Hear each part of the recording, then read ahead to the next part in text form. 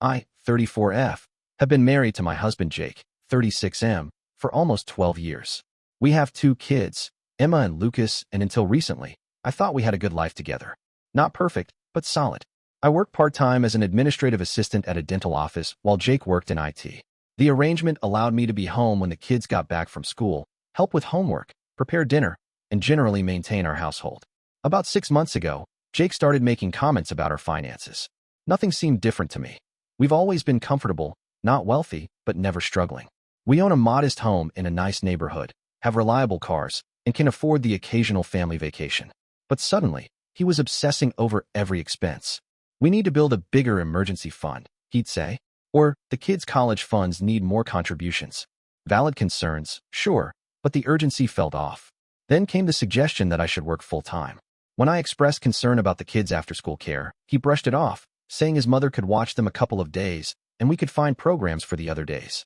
I reluctantly agreed and spoke to my boss about increasing my hours. She was happy to have me full-time, and I started the new schedule. But it didn't stop there.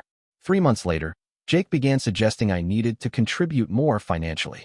I was confused. I had already increased my hours, and our finances seemed stable. When I asked for specifics about why we supposedly needed more money, his answers were vague. Inflation, he'd say, or future security. Then one evening, he showed me a listing for an evening receptionist position at a local gym. You should apply for this, he said casually, as if suggesting I try a new coffee shop. It's only 4 evenings a week, 5 to 10 p.m. I was stunned. When would I see the kids? When would I see you? When would I have any time for myself? He shrugged. Lots of people work 2 jobs, Sarah. It's not a big deal. Something in his dismissive tone made me suspicious. I pushed back, asking why he wasn't looking for additional income himself if we were so desperate. His response was that his job was more demanding, and he needed downtime to recover. I refused the second job idea outright, which led to our first major argument in years. He accused me of not caring about our family's future. I accused him of not valuing my time or contributions to our family beyond a paycheck. The next few weeks were tense. Jake started staying late at work, claiming he was picking up the slack since I wouldn't. He became distant with the kids and irritable with me. One night, I found him on his phone, quickly hiding the screen when I entered the room. That's when I decided to do some digging. I'm not normally the snooping type. I've always believed in privacy and trust as cornerstones of our marriage. But Jake's behavior had become so strange that I couldn't ignore my suspicions any longer. The next day, while Jake was at work and the kids were at school, I checked our bank statements. What I found left me breathless. For the past 4 months, there had been regular withdrawals of $200 to $500, always in cash, always on days when Jake said he was working late or meeting clients.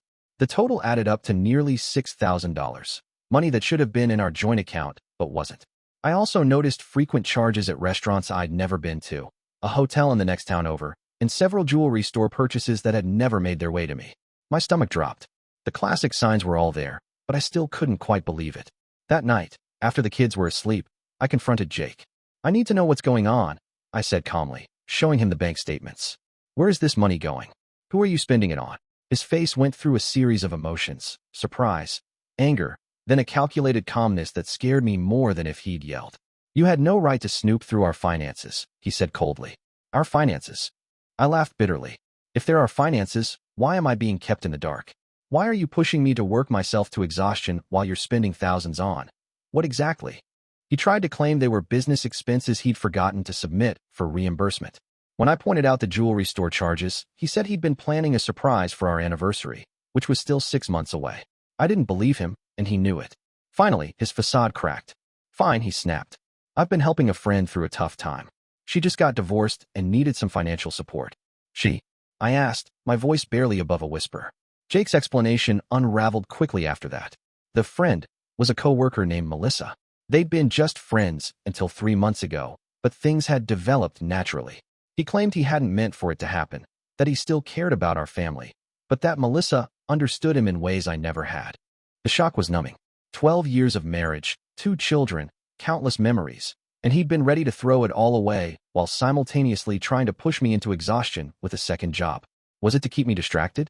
To ease his guilt by making me too busy to notice his betrayal? Or was it even more sinister? Was he preparing to leave by making sure I could support myself and the kids alone? Is that why you wanted me to work 2 jobs? I asked. So you could justify spending money on her? Or were you planning to leave all along? His silence was answer enough. That night, I slept in the guest room, my mind racing with questions and plans. By morning, I made my decision. I wasn't going to work myself to death while he enjoyed a double life. I wasn't going to model this kind of relationship for my children, and I certainly wasn't going to let him manipulate me anymore.